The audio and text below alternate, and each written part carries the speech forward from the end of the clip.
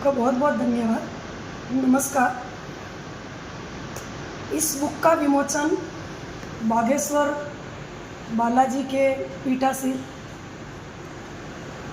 श्री धीरेन्द्र शास्त्री जी, जो मेरे गुरु हैं, उन्होंने गुरु पूर्णिमा के दिन ही इस बुक का विमोचन किया और साथ ही साथ मुझे आशीर्वाद दिया। और ये बुक मैं धीरेन्द्र शास्त्री जी, जो परम आदरणीय मेरे गुरुवर को समर्पित करती हूँ, साथ ही साथ आने वाली पीढ़ियों को भी समर्पित करती हूँ। मैडम, खास तौर पर अगर बात किया जाए तो ये बड़ी ही अच्छी किताब है, लेकिन किताब की कुछ जानकारियों के तौर पर आप हमें क्या देंगी और इसे लिखने में आपको कितना समय लगा?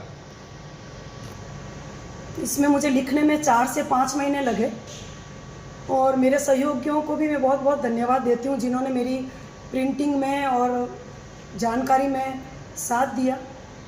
और बुक का नाम आपने देखा होगा, दाम्पत्य जीवन के अनसुलझे प्रश्न, जिसका टाइम पीरियड 4 से 5 महीने रहा है लिखने के पीछे मेरा जी। और इस बुक में 5 अध्याय है जी। और इस बुक में मैंने 3 पीढ़ियों को उजागर किया है।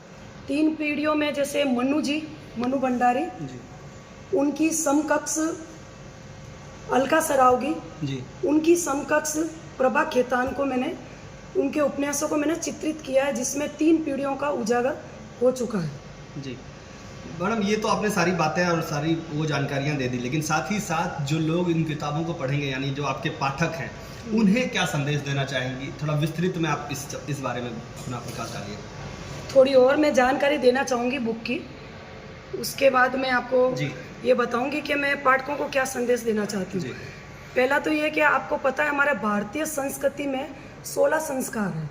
उसमें सबसे पवित्र संस्कार माना गया विवाह संस्कार, जो सभ्यता ने, हमारी संस्कृति ने इसको धार्मिक स्थान दिया है हमारे समाज में और इसको बहुत ही सम्मान से देखा जाता है। और आपको पता भी होगा, स्त्री एक परिवार की धुरी होती है और उसी के समकक्ष उसका पूरा परिवार इर्द गिर्द होता है। और एक स्त्री जब विवाह करके आती है तो एक माहौल को छोड़कर दूसरे माहौल में आकर अपने आप को आत्मसात कर लेती है।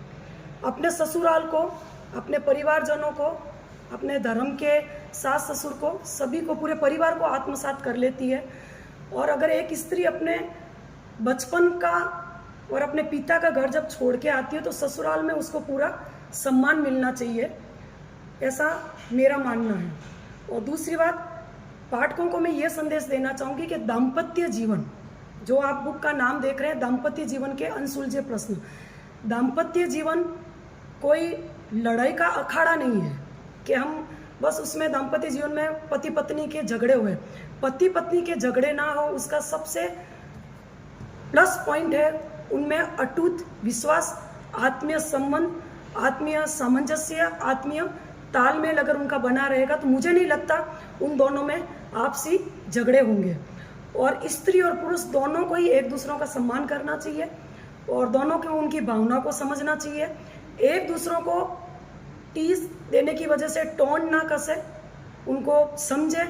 और स्त्री को भी पूरी स्वतंत्रता होनी चाहिए। इसका मतलब ये नहीं कि वो गलत जगह चली जाए या अपने घर परिवार का अनादर करके वो अपने आप को स्वतंत्र समझे। हमें संस्कारों को ध्यान में रखते हुए, हमें परिवार को ध्यान में रखते हुए, सभी को देखकर हमें अपना काम करना चाहिए।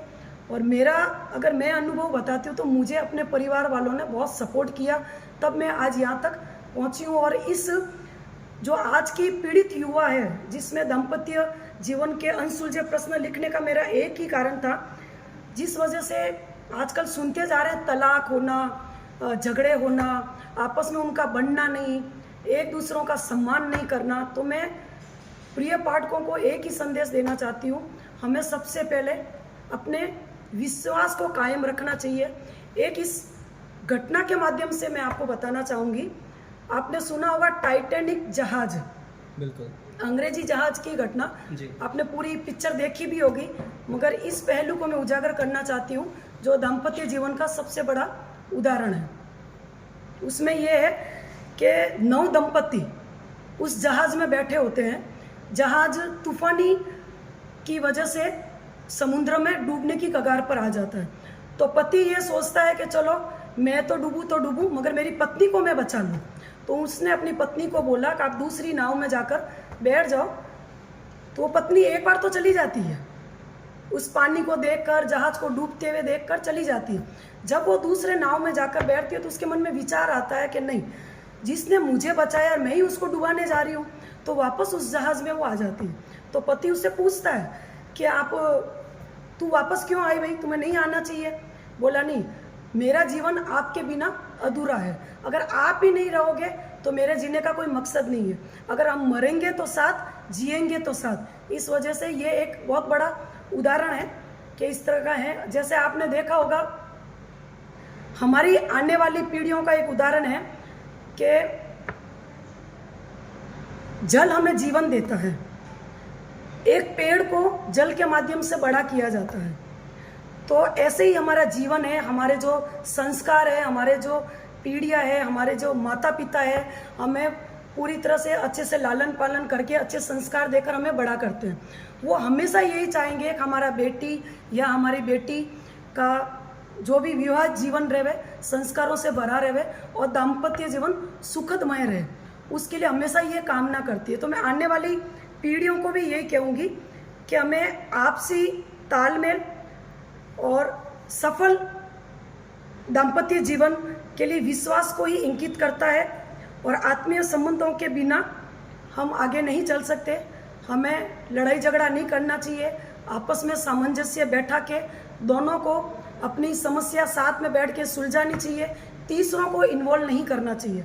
आपस में अगर दोनों के ट्यूनिंग तालमेल अगर सही रहेगा तो मुझे लगता है दाम्पत्य जीवन बहुत सुचारू रूप से चलेगा, झगड़े का तो सवाल ही पैदा नहीं होता। मैं दोनों को ही यही संदेश दूंगी। धन्यवाद। मैडम, ये विचार दाम्पत्य जीवन का आपके पास विचार कैसे आया कि मुझे एक बुक लिखना है और एक संदेश जनता तक भेजना है, ऐसे विचार कहाँ से आए? मैं भी एक नारी हूँ, तो शादी करके जब मैं आई तो मुझे भी इस तरह से सम्मान मिला। हर तरह से मुझे पति का सहयोग, सास ससुर का सहयोग, बच्चों का सहयोग, उसके बिना मैं आगे नहीं चल सकती। बहुत सी मेरी जीवन में समस्या आई, तो उस समस्या को बिना परिवार के सुलझाया नहीं जा सकता। मैं चाहती हूँ, क्योंकि स्त्री के जीवन में परिवार का होना बहुत ज़रूरी है, तो झगड़े ना करें, आपस में तालमेल बैठा के चले। तब मेरे मन में विचार आया कि जिस तरह का माहौल चल रहा है, इसी वजह से आपने देखा होगा मैंने मनु जी को, अलका जी को, प्रभा जी को लेने का मुख्य कारण मेरा यही है कि वो तीनों पीढ़ियों को उजागर कर रही है। मनु जी जैसे मैंने वेद पुराण को लिया, प्रभा खेतान तो उनमें मैंने महाभारत आ गई, आपके आगे की जो भी उपनिषद है वो आ गया। तीसरा मैंने जो अभी का जीवन हम लोग जी रहे हैं उसमें आ गई अलका सराव की। तो मैंने तीनों पीढ़ियों को रामायण, उपनिषद, महाभारत, वेद पुराण और अभी की सारी बुकों का बहुत गहन अध्ययन किया। उस नतीजे पे पहुंच के मैंने अपने जीवन को भी मैंने भोगा है और इस वजह से मैंने बहुत सी अड़चनें आई तो दाम्पत्य जीवन के अनसुलझे प्रश्न को ही मैंने चुना और मेरा बहुत अच्छा अनुभव रहा। और मैंने बहुत अच्छा प्रयास किया कि मैंने कोशिश करी कि मैंने बढ़िया से बढ़िया लोगों को संदेश दे सकूं कि दाम्पत्य जीवन गाड़ी के दो पहिए हैं। पति पत्नी एक गाड़ी के दो पहिए, अगर एक पहिया भी टूट जाता है तो दूसरा पहिया चल नहीं सकता। हम दोनों पहियों को साथ लेकर चले, दोनों साथ चलेंगे, दोनों को विचार एक दूसरों का सामंजस्य बैठा के रखे, दोनों एक दूसरों की रेस्पेक्ट करें, तो मुझे लगता है आने वाली पीढ़ियों के लिए भी एक अच्छा संदेश रहेगा। हमें टूटन की स्थिति नहीं रखनी, सबसे पहले हमें अटूट विश्वास और आत्मीय संबंध को समझना पड़ेगा, तभी हमारा जीवन सुचारू रूप से चलेगा। धन्यवाद। कितना समय लगा ये बुक लिखने में आपको? हो गया था। मेरा निवेदन है कि आपको मेरी बुक अमेज़न पर है, उपलब्ध कराई गई है, तो आप वहाँ से अमेज़न से ऑनलाइन आप मंगवा सकते हैं। और साथ ही साथ मेरे जितने भी सहयोगी हैं इस बुक के माध्यम से सबका मैं धन्यवाद करती हूँ और ख़ासकर मैं नमन प्रकाशन को धन्यवाद करती हूँ जिन्होंने इस बुक को प्रिंट किया। और पुनः सभी का मैं धन्यवाद करती हूँ कि आप ऑनलाइन ये बुक है अमेज़न पर, तो आप खरीद सकते हैं और पढ़ सकते हैं। मैंने अपना पूरा प्रयास किया है लिखने का, और बाकी सूदी पाठकों पे छोड़ती हूँ, उनका निर्णय है वो किस तरह से लेते हैं। बाकी मैंने पूरी कोशिश करी है अच्छा लिखने की, और बेहतर अनसुलझे प्रश्न को बताने की मैंने कोशिश करी है। धन्यवाद। बहुत